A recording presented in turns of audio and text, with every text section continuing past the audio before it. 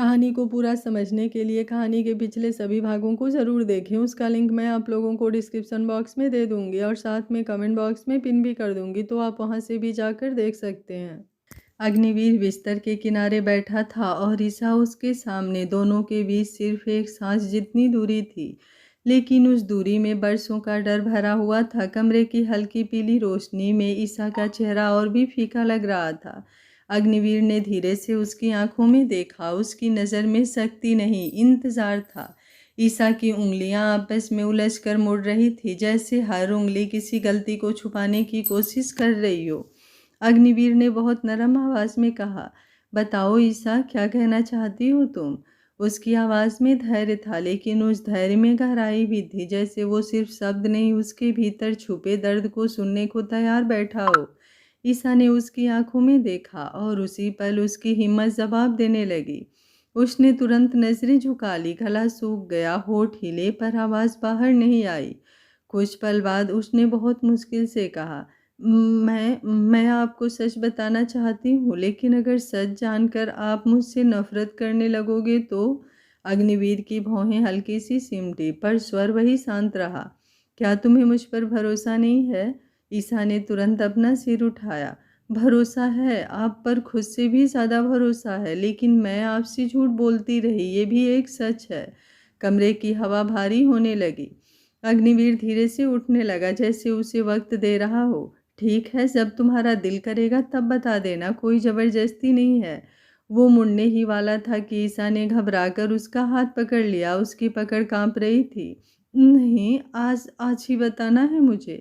मैं अपनी नई जिंदगी आपके साथ झूठ से शुरू नहीं करना चाहती। उसकी आंखें भर आई थी, पर वो बोलने के लिए खुद को मजबूर कर रही थी। उसने गहरी सांस ली। मैं काव्या के घर पली बढ़ी हूँ। मेरी माँ वहाँ नौकरानी थी और मैं उनकी बेटी हूँ। विशु मेरा भाई है। शब्द बाहर आते ही उसकी आंखों से आंसू बाहर निकले। अग्निवीर का चेहरा अब भी शांत था, लेकिन उसकी उंगलियां हल्के से कस गई थी। ईसा ने कांपती आवाज में आगे कहा, शादी वाले दिन काव्या ने विशु को किडनैप कर लिया था। उसने मुझे कमरे में बंद करके कहा था, अगर मैं दुल्हन बनकर मंडप में नहीं बैठी तो वो मेरे भाई को मार डालेगी। मैं कुछ नहीं कर पाई। मैं डर गई थी। मैं सिर्फ अपने भाई के बारे में सोच रही थी। मैं मर सकती थी, पर उसे कुछ हो जाता तो? उसकी आवाज़ टूट गई। वो रोते हुए बोलती रही, मुझे नहीं पता विशु आपको कैसे मिला। शायद भगवान ने भेज दिया आपको। लेकिन उस दिन के बाद जब आप उसे घर ले आए, मैं हर पल डरती रही कि कहीं आपको सच पता चल गया तो आप सोचेंगे कि मैंने आपको धोखा दिया, इस्तेमाल किया। उसने अपने दोनों हाथों से अग्निवीर का हाथ पकड़ लिया और उसे अपने माथे से लगा लिया। मैंने आपको हर कदम पर झूठ बोला, विशु को काव्या का भाई बताया, क्योंकि मुझे लगा अगर सच बताया तो आप मुझे कभी माफ़ नहीं करेंगे। अब वो फूट फूट कर रो रही थी। उसका शरीर कांप रहा था, जैसे सालों से दबा हुआ दर्द आज बाहर आ रहा हो। मुझे माफ़ कर दीजिए, मैं आपके प्यार के लायक नहीं हूँ। उसके आंसू अग्निवीर के हाथों पर गिर रहे थे। कुछ पल तक अग्निवीर ने कुछ नहीं कहा। फिर उसने धीरे से अपना हाथ छुड़ाया नहीं, बल्कि दूसरे हाथ से उसका चेहरा ऊपर उठाया। उसकी आंखों में ना गुस्सा था, ना शिकायत, सिर्फ एक गहरी समझती हुई नरमी। उसने उसके आंसू अपने अंगूठे से पोंछे। तुमने झूठ बोला क्योंकि तुम डर में थी। तुमने धोखा नहीं दिया, तुमने अपने भाई को बचाया। उसकी आवाज़ बहुत धीमी थी, पर हर शब्द उसके दिल तक उतर रहा था। तुम्हें लगता है तुमने मुझे इस्तेमाल किया? नहीं ईसा, उस दिन तुमने मुझे चुना, मजबूरी में सही पर चुना। और आज मैं तुम्हें अपनी मर्जी से चुन रहा हूँ। ईसा उसकी तरफ देखती रही। उसके अंदर जैसे कोई गांठ खुल रही थी। अग्निवीर ने उसे अपनी ओर खींचकर गले से लगा लिया। अब से तुम्हारा डर मेरा है, तुम्हारा अतीत मेरा है और तुम्हारी लड़ाई भी मेरी है।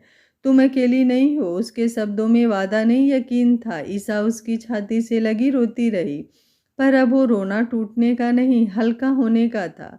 कमरे की दीवारें गवाह थी। आज एक रिश्ता सच पर खड़ा हुआ था। अब उनके बीच झूठ नहीं था, सिर्फ दो धड़कनें थी जो पहली बार एक ही लय में चल रही थी। अग्निवीर ने जैसे ही ईसा की कांपती उंगलियों को अपने हाथों में थामा, उसकी आंखों में ठहर कर देखा।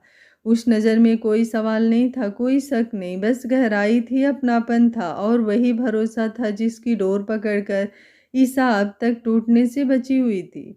उसके सीने में भरा हुआ सारा डर जैसे एक साथ पिघलने लगा। वो अचानक आगे बढ़ी और अग्निवीर के सीने से लिपट गई, इतनी कसकर जैसे बरसों से भटकी हुई आत्मा को उसका ठिकाना मिल गया हो। उसकी आवाज़ कांप रही थी, शब्द आंसुओं में भीग रहे थे। अब मैं ऐसी गलती कभी नहीं करूँगी, आपसे कुछ भी नहीं छुपाऊँगी, आप बहुत अच्छे हैं। आप मेरी किस्मत में कैसे जुड़ गए मैं नहीं जानती, लेकिन आप मेरे लिए बहुत अनमोल हैं। मैं कभी भी आपको खुद से दूर नहीं जाने दूँगी। उसके हर शब्द में पछतावा था, कृतज्ञता थी और एक सच्चा समर्पण था जो बनावटी नहीं, भीतर से निकला था। उसने धीमे से कहा, मुझे काव्या पर बहुत गुस्सा आया था जब उसने ये सब किया, लेकिन वो मालिक की बेटी थी। मैं उसके सामने कुछ नहीं कर सकती थी।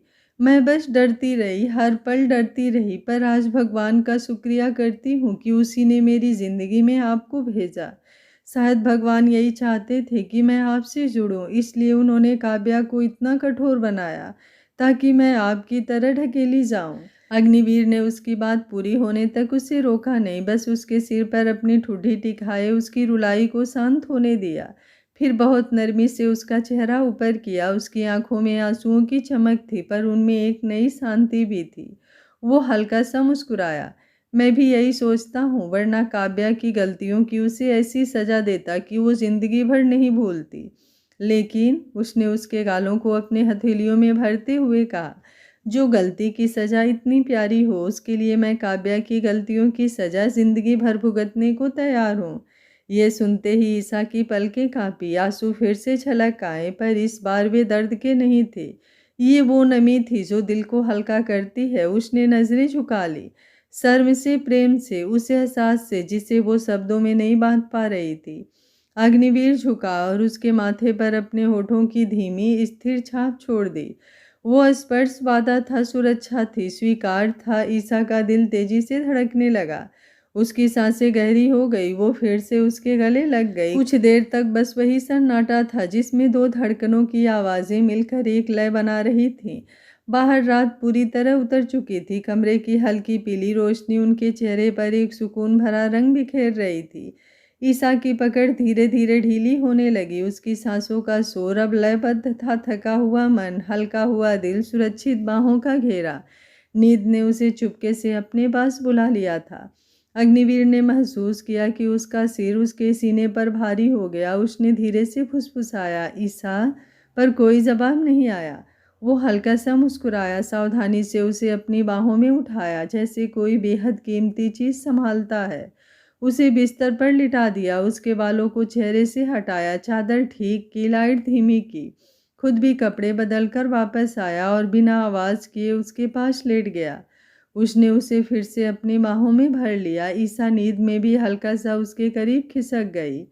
उसका माथा अग्निवीर के सीने से लगा था, उसकी सांसें उसकी धड़कनों से टकराकर लौट रही थी। अग्निवीर छत की तरफ देखते हुए धीमे से सोच रहा था कि सच में गलतफहमियां कभी कभी रिश्तों के बीच दीवार बन जाती हैं।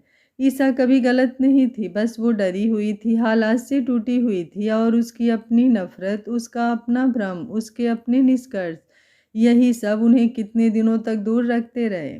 उसने उसकी पीठ पर हाथ फेरा, बहुत धीरे, जैसे कोई टूटे हुए विश्वास को फिर से सहला रहा हो। अब मैं तुम्हें कभी अपने से दूर नहीं जाने दूंगा, उसने मन ही मन कहा। उसकी पकड़ थोड़ी और कस गई। उस कसाव में अधिकार नहीं, सुरक्षा थी, वादा नहीं, निभाने का इरादा था। और उस शांत रात में जब दुनिया सो रही थी, दो जिंदगियां पहली बार बिना डर, बिना झूठ, बिना दीवारों के एक दूसरे के साथ सच में जुड़ी हुई थी। सुबह का धुंध हल्का अभी पूरी तरह छटा भी नहीं था। खिड़की के पर्दे के किनारों से हल्की सुनहरी रोशनी कमरे में चुपके चुपके उतर रही थी। घड़ी की सुइयां 6 पर आकर ठहरी थी और उसी नरम उजाले में ईसा की पलकें धीरे धीरे खुली। कुछ पल वो वैसे ही लेटी रही, जैसे मन ये पक्का कर लेना चाहता हो कि रात का सुकून कोई सपना नहीं था। फिर उसे अपने गाल के नीचे अग्निवीर के धड़कनों की स्थिर छाप महसूस हुई। उसकी बाँह अभी भी उसके चारों ओर ढीली सी लिपटी थी। उस सुरक्षा में एक ऐसी गर्माहट थी जो शरीर से ज़्यादा आत्मा को सुकून देती है। ईसा ने बहुत सावधानी से अपना चेहरा ऊपर उठाया ताकि उसकी नींद में कोई खलल ना पड़े। उसकी नज़र अग्निवीर के चेहरे पर टिक गई। नींद में भी उसका चेहरा उतना ही शांत, उतना ही सुलझा हुआ लग रहा था, जैसे रात की सारी उलझनें उसके भीतर से धुल गई हो। ईसा के होठों पर अनायास मुस्कान आई, उसकी आंखें भर आई, पर ये नमी अब दर्द की नहीं थी, कृतज्ञता की थी। उसने धीरे से झुककर उसके माथे को चूमा, बहुत हल्के से, जैसे कोई प्रार्थना रख रहा हो। फिर उसकी दोनों आंखों पर अपने होठ रखे। उस स्पर्श में आभार था कि उसने उसे समझा, स्वीकारा और बिना सवालों की छोड़ दिए उसके सच को जगह दी। उसके बाद वो उसके गाल तक आई, वहां ठहर कर फुसफुसाई, एक दिन मैंने ये ख्वाब देखा था और एक ख्वाब आज सच हो रहा है। सच में आपका हंसता मुस्कुराता चेहरा मेरे सामने है। बहुत बहुत धन्यवाद महादेव, इन्हें मेरी ज़िंदगी में भेजने के लिए और सारी गलतफहमियां दूर करने के लिए। उसकी आवाज़ इतनी धीमी थी कि हवा भी उसे मुश्किल से सुन पाती, पर अग्निवीर जाग रहा था। वो बहुत पहले से जागा हुआ था, बस आंखें बंद किए हुए उसे महसूस करता हुआ। वो जानता था कि अगर वो हिला तो ईसा झेप जाएगी, इसलिए उसने अपनी सांसों की लय वैसी ही बनाई रखी। ईसा ने जाते जाते बहुत हल्के से उसके लबों को भी छुआ, जैसे कोई अनजाना साहस उस पल में आ गया हो। फिर जल्दी से उठी, चादर ठीक की और धीरे धीरे कमरे से बाहर निकल गई। दरवाज़ा बंद होने की हल्की सी आवाज़ के बाद अग्निवीर ने आंखें खोली। उसके लबों पर उस नरम स्पर्श की गर्माहट अब भी थी। उसने उंगलियों से अपने होठ छुए, एक लंबी गहरी मुस्कान उसके चेहरे पर फैल गई, वो मुस्कान जो बाहर से नहीं भीतर से आती है। उसने आंखें फिर बंद कर ली, जैसे उसे एहसास को कुछ पल और जी लेना चाहता हो। नीचे रसोई की ओर जाती ईसा के कदम आज हल्के थे, मन जैसे किसी बोझ से मुक्त हो गया था। उसने सबसे पहले दादी माँ के कमरे में जाकर उनके पैर छुए। दादी माँ ने जैसे ही उसके सिर पर हाथ रखा, उनकी अनुभवी आंखों ने उसके चेहरे की चमक पढ़ ली। क्या बात है, उन्होंने छेड़ते हुए कहा, आज मेरी लाडो के चेहरे पर इतनी खुशियाँ क्यों चमक रही हैं? ईसा एक पल खुद को रोक नहीं पाई, झुककर उनसे लिपट गई, उसकी आवाज़ भीग गई। दादी माँ, इन्होंने मुझे माफ़ कर दिया, इन्होंने मुझे अपनी पत्नी मान लिया है दादी माँ। दादी माँ की हथेलियाँ उसके सिर पर ठहर गई। ईसा ने थोड़ा पीछे हटकर हिम्मत जुटाई। दादी माँ, आपको भी एक बात बतानी है। विशु मेरा ही भाई है। मैंने डर की वजह से झूठ बोला था, काव्या किसी और से प्यार करती थी, इसलिए मंडप में मुझे बैठाकर चली गई और मेरी इनसे शादी हो गई। जब ये विशु को ले आए तो हड़बड़ी में मैंने उसे काव्या का भाई बता दिया। दादी माँ, आप मेरे लिए माँ से भी बढ़कर हैं। मैं आपसे कुछ नहीं छुपाना चाहती थी, लेकिन मैं हिम्मत नहीं जुटा पा रही थी। इन्होंने मुझे अपना लिया है तो मैं चाहती हूँ मेरी दादी भी मुझे दिल से अपना लें। दादी माँ ने बिना एक पल गंवाए उसे अपनी बाहों में भर लिया। मुझे पता था वे मुस्कुराएं। मेरा अग्नि, ज़्यादा दिन मेरी मासूम सी लाडो से कठोर नहीं रह सकता।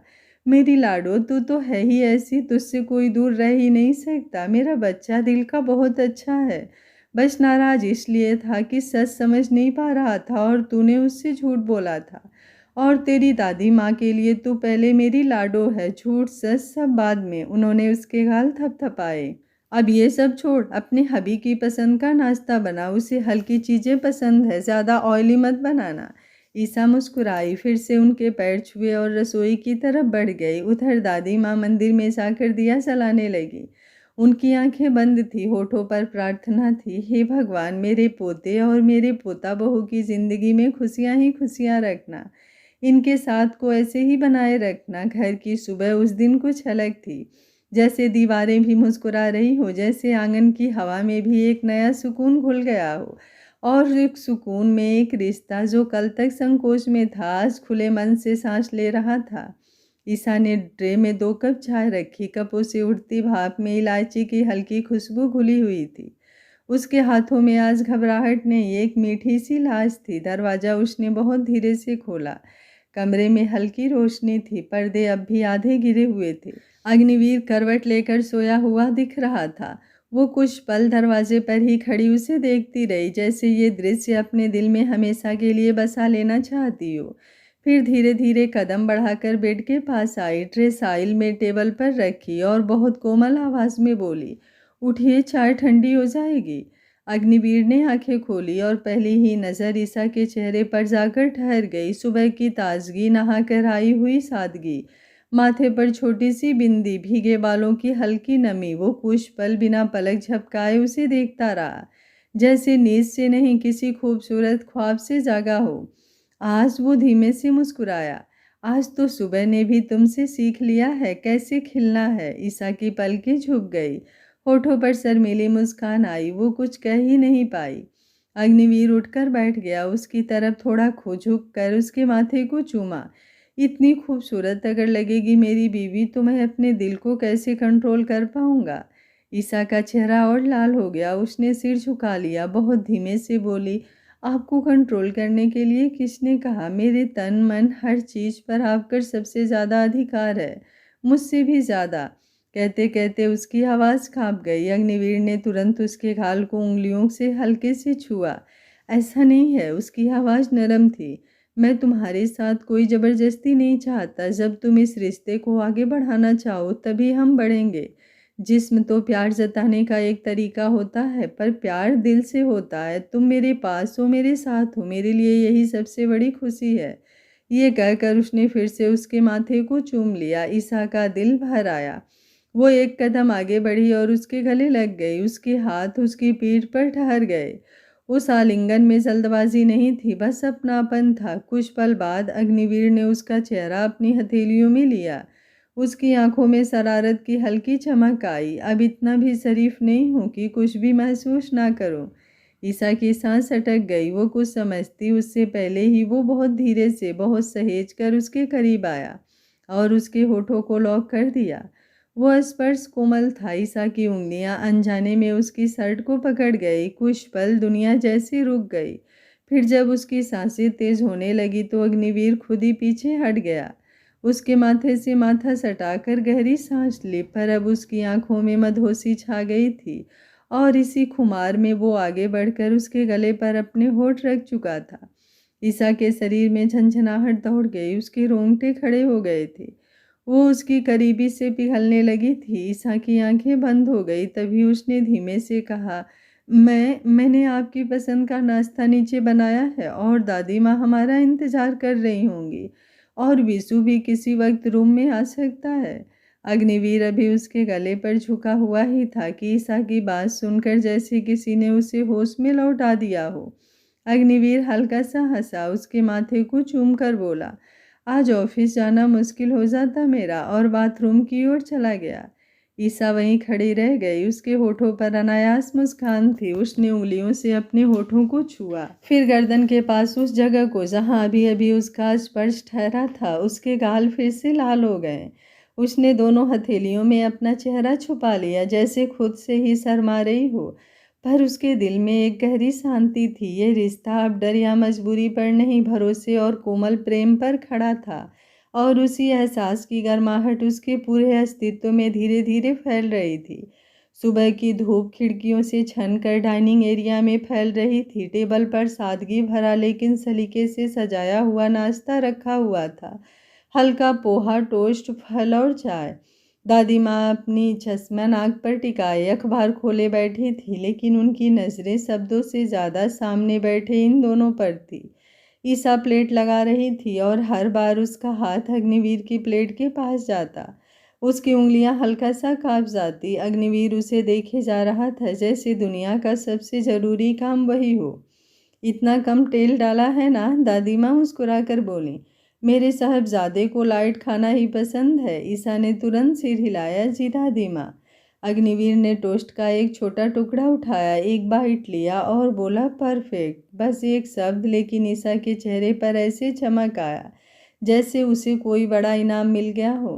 नाश्ते के दौरान ज़्यादा बातें नहीं हुई, पर चुप्पी बोझिल नहीं थी, उसमें अपनापन था।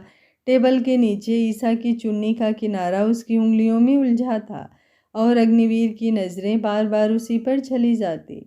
नाश्ता खत्म हुआ तो उसने नैपकिन रखा, पानी पिया और उठते हुए बोला, मैं चलता हूँ। फिर जैसे ही कुछ याद आया, दादी माँ की तरफ मुड़कर बोला, दादी माँ, आज लंच मैं बाहर से नहीं मंगवाऊंगा, आप किसी से भिजवा दीजिएगा। उसके बोलने का ढंग साधारण था, पर उसकी नज़रें ईसा पर टिकी थी। दादी माँ ने चश्मे के ऊपर से उसे देखा, फिर ईसा की झुकी पलकों को। उनके होठों पर समझदार मुस्कान आ गई। हाँ हाँ, क्यों नहीं, घर का खाना ही अच्छा होता है। ईसा ने हल्का सा चौंक कर दादी माँ को देखा, फिर अग्निवीर की तरफ। उसकी आंखों में सवाल भी था और लाज भी थी। अग्निवीर ने बहुत हल्का सा आंखों से इशारा किया, जैसे कह रहा हो समझ जाओ। ईसा का दिल तेज धड़कने लगा। वो कुछ बोल ही नहीं पाई, बस सिर झुका लिया। अग्निवीर ने जूते पहने बाहर की तरफ बढ़ा, दरवाजे के पास पहुंचकर मुड़ा और ईसा को बाय बोला। आवाज़ सामान्य थी पर आंखों में नरमी थी। ईसा दरवाजे के पास आकर खड़ी हो गई थी। जी, उसके होठों से बस इतना ही निकला। दरवाज़ा बंद हुआ, कार स्टार्ट होने की आवाज़ आई और उसके साथ ही ईसा के दिल में एक नई हलचल भी। उधर ऑफिस में कदम रखते ही सबने महसूस किया कि आज कुछ अलग है। अग्निवीर के चेहरे पर एक ऐसी मुस्कान थी जो आम दिनों में नहीं दिखती थी। रिसेप्शन पर खड़ी लड़की ने गुड मॉर्निंग सर कहा तो उसने मुस्कुराकर जवाब दिया। जॉन पहले से फाइल्स लेकर इंतजार कर रहा था। सर, आज की मीटिंग्स। हाँ चलो, अग्निवीर ने कुर्सी पर बैठते हुए कहा, पर उसकी आंखों की चमक बता रही थी कि उसका मन कहीं और है। मीटिंग हॉल में प्रोजेक्टर ऑन हुआ, स्लाइड्स बदलती रही, लोग नोट्स लेते रहे। जान प्रेजेंट कर रहा था, अग्निवीर स्क्रीन की तरफ देख रहा था, पर देख कुछ और रहा था। स्लाइड पर ग्राफ की जगह उसे ईसा का चेहरा दिखा, सुबह की वही झुकी पलकें, वही शर्मीली मुस्कान। उसके होठों पर अपने आप मुस्कान फैल गई, पहले हल्की फिर गहरी। मीटिंग हॉल में बैठे लोग एक दूसरे को देखने लगे। जॉन बोलते बोलते रुक गया। सर, अग्निवीर की मुस्कान और बढ़ गई, जैसे वो किसी मीठी याद में डूब गया हो। जान पास आकर धीरे से बोला, सर, और हल्के से उसकी कोहनी छुई। अग्निवीर जैसे नींद से जागा हो। हाँ हाँ, उसने चारों तरफ देखा, सबकी नज़रें उसी पर थी। उसने गला साफ किया। ओ, मेरी तबीयत थोड़ी ठीक नहीं लग रही है, मीटिंग यहीं ख़त्म करते हैं, कल मीटिंग कंटिन्यू करेंगे। ये सुनकर सब हैरान रह गए, क्योंकि वो कभी मीटिंग बीच में नहीं छोड़ता था। लोग फाइल समेटते हुए बाहर निकल गए। जॉन बोला, सॉरी एवरीवन, शायद सर की तबीयत ठीक नहीं है, मैं कल का शेड्यूल मेल कर दूंगा। फिर वो जल्दी से अग्निवीर के केबिन की तरफ गया। अंदर आकर बोला, सर, सब ठीक है ना, कॉफ़ी मंगवाऊं क्या, सिर दर्द हो रहा है। अग्निवीर ने कुर्सी पर पीछे सर टिकाया, होठों पर वही मुस्कान थी। नहीं जॉन, बस थोड़ी देर मुझे अकेला छोड़ दो। जॉन ने कुछ पल उसे देखा, फिर सिर हिलाकर बाहर चला गया। दरवाज़ा बंद होते ही कमरे में सन्नाटा फैल गया। अग्निवीर ने कुर्सी को हल्का सा धक्का दिया, वो गोल गोल घूमने लगी। उसके चेहरे पर लंबी मुस्कान फैल गई। उसने छत की तरफ देखते हुए धीमे से कहा, आई एम इन लव। खुद से हंसा, मुझे सच में प्यार हो गया है, अपनी ही बीबी से। उसने अपनी आंखें बंद कर ली। हर तरफ उसे वही दिख रही थी, सुबह की चाय, उसका झुका चेहरा, कांपती उंगलियां, उसका जी, उसकी मुस्कान, उसके लबों का स्पर्श। वो हर जगह है, मेरे ख्वाबों में, मेरे ख्यालों में। उसकी मुस्कान और गहरी हो गई, मोहब्बत आखिर हो ही गई। कुर्सी घूमती रही और उसके दिल में जो एहसास था, वो पहली बार किसी मीटिंग, किसी डील, किसी जीत से बड़ा था। दादी माँ ड्राइंग रूम वाले सोफे पर बैठी थी, उनके हाथ में माला था, लेकिन उनका सारा ध्यान सामने खड़ी ईसा पर ज़्यादा था। किचन से लंच के डब्बों की ट्रे लेकर बाहर आई ही थी कि दादी माँ ने उसे सिर से पांव तक देखा और शरारती मुस्कान के साथ बोली, अरे हो लाडो, ये क्या, ऐसे ही चली जाओगी? अब मेरी पोता बहू हो तुम। क्या मेरे पोते का लंच कोई और लेकर जाएगा? उसकी बीबी जाएगी तो उसकी भूख भी बढ़ेगी और प्यार भी। ईसा के हाथ ठिठक गए, गालों पर गुलाबी रंग गहरा हो गया। उसने पलकों को झुका लिया। दादी माँ ने चश्मा थोड़ा ऊपर चढ़ाते हुए फिर कहा, जाओ, थोड़ा अच्छे से तैयार हो जाओ अपने हबी के लिए, ताकि उसका भी दिन बन जाए। ये कहते हुए उनके होठों पर मीठी मुस्कान तैर रही थी। ईसा की आंखों में शर्म और खुशी एक साथ उतर आई। उसने धीरे से कहा, जी, और अपने कमरे की तरफ चली गई। कमरे में जाकर आईने के सामने खड़ी हुई तो कुछ पल खुद को देखती ही रह गई। उसके चेहरे पर वैसी चमक थी जो सिर भीतर की शांति और प्रेम से आती है। उसने दोनों हाथों से अपना चेहरा ढक लिया, जैसे खुद की ही नज़रों से बचना चाहती हो। फिर अलमारी से हल्की गुलाबी साड़ी निकाली, बड़े सलीके से पहनी, बालों को खुला छोड़ा, हल्की सी बिंदी लगाई, होठों पर बस हल्की सी रंगत। खुद को फिर आईने में देखा तो दिल थक सा रह गया। ये मैं हूँ? उसके होठों पर धीमी मुस्कान आई। उधर नीचे विशु उठ चुका था, नाश्ता कर चुका था और दादी माते के साथ फर्श पर बैठकर छोटी गाड़ी घुमा रहा था। दादी माँ उसे कहानी सुना रही थी। तभी सीढ़ियों से उतरती ईसा पर दोनों की नजर गई। विशु उछलकर खड़ा हुआ। गुड आफ्टरनून दी, कहाँ थे आप? दादी माँ की आंखें जैसे भर आई। उन्होंने नजर उतारने के अंदाज में हाथ घुमाया। हाय राम, आज तो मेरी लाडो चांद लग रही है, वो पास बुलाकर बोली। ये पिंक साड़ी, अरे आज तो मेरे पोते की नजरें तुमसे हटेंगी ही नहीं। तुम दोनों ऐसे ही साथ खुश रहो। ईसा शर्म से मुस्कुरा दी। लंच लिया? तो दादी माँ बोली, सब पैक कर दिया है, गरम गरम है, अभी सीधे दे देना। तभी विशु बोला, दी कहाँ जा रही हैं? दादी माँ ने प्यार से उसके गाल सहलाए। तुम्हारे सुपर हीरो के लिए लंच लेकर जा रही है तुम्हारी दी। विशु तुरंत बोला, मैं भी जाऊंगा। दादी माँ ने नाटकी मुंह बनाया। तो अपनी दादी माँ को अकेला छोड़ दोगे? मैं किससे बातें करूंगी? विशु ने उनके गाल पर पप्पी दी। ठीक है दादी माँ, मैं नहीं जाऊंगा। फिर उनके कान में धीरे से बोला, दी और सुपर हीरो को अकेले टाइम मिलेगा तभी तो सुपर हीरो दी से ज़्यादा प्यार करेंगे। दादी माँ की हंसी छूट गई। बड़ा शरारती हो गया है मेरा बच्चा, पर बात तो बिल्कुल सही कही तुमने। उन्होंने भी उसके गाल को चूम लिए। ईसा ये सब सुनकर और भी लाल हो गई। उसने जल्दी से पल्लू संभाला और बाहर की तरफ बढ़ी। ड्राइवर पहले से गाड़ी निकाल चुका था, वो पीछे बैठी। अग्निहोत्री इंडस्ट्रीज चली। ये गाड़ी चल पड़ी। रास्ते भर उसका दिल धड़कता रहा। हर सिग्नल पर उसे लगा जैसे सांस अटक रही हो। हाथों में रखा लंच बैग वो ऐसे पकड़ी थी जैसे कोई अनमोल चीज हो। मन में बार बार वही ख्याल, मैं उनके ऑफिस जा रही हूँ, उनके पास। बिल्डिंग के सामने गाड़ी रुकी तो उसने शीशे में खुद को आखिरी बार देखा। गहरी सांस ली और उतर गई। ऊंची इमारत, चमकते शीशे, अंदर जाते लोग, सब उसे नया लगा। रिसेप्शन पर खड़ी लड़की ने पूछा, मैम? ईसा हल्के से बोली, मुझे अग्निवीर सर से मिलना है। लड़की तुरंत मुस्कुराई। ओह प्लीज़ कम मैम। शायद वो पहचान चुकी थी। उसे विजिटर पास दिया गया। लिफ्ट के शीशे में उसका चेहरा फिर दिखा। घबराहट और खुशी का अनोखा मेल। ऊपर पहुंचकर जान बाहर ही मिल गया। उसने आदर से सिर झुकाया। मैम, सर केबिन में हैं। दरवाजे के बाहर खड़ी होकर ईसा की उंगलियां फिर कांपी। उसने धीरे से नॉक किया। अंदर से वही जानी पहचानी आवाज़ आई, कम इन। दरवाज़ा खुला और वो लंच का डिब्बा थामे अपने पति के केबिन के अंदर कदम रख गई। दिल की धड़कनें इतनी तेज थी जैसे कोई नया जीवन बस अब शुरू होने वाला हो। केबिन के अंदर हल्की ठंडी हवा चल रही थी। एसी की धीमी आवाज़ और दीवार पर लगी घड़ी की टिक टिक के बीच अग्निवीर अपनी फाइलों में झुका हुआ बैठा था। सामने टेबल पर खुले कागज, लैपटॉप की स्क्रीन पर ग्राफ और नंबर। उसकी भौहें हल्की सी सिकुड़ी हुई, पूरी तरह काम में डूबा हुआ। दरवाज़ा खुलने की हल्की सी आहट हुई मगर उसने ध्यान नहीं दिया।